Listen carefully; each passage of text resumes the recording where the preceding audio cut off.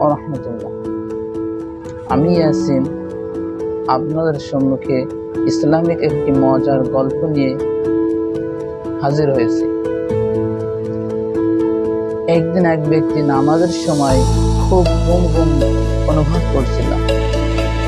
ইমাম ওয়ালা দাল্লিন বলতে সে ঘুমে ঢলে পড়ল। আমিন না বলে হঠাৎ জোরে বলে উঠল, চা নিয়ে আসো। সবাই হেসে উঠল।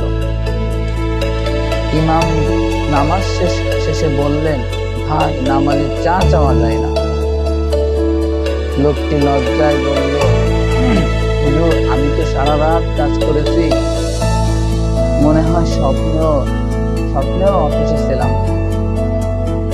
ইমাম মুচকি হেসে বললেন, তাহলে পরের বার নামাজের সময় অফিসে না, আল্লাহর সঙ্গে কথা বল। সবাই হাসতে হাসতে শিক্ষা পেল যে ইবাদত মনোযোগী সবচেয়ে বড় আদব। ইবাদতে মনোযোগী সবচেয়ে বড় ইবাদত।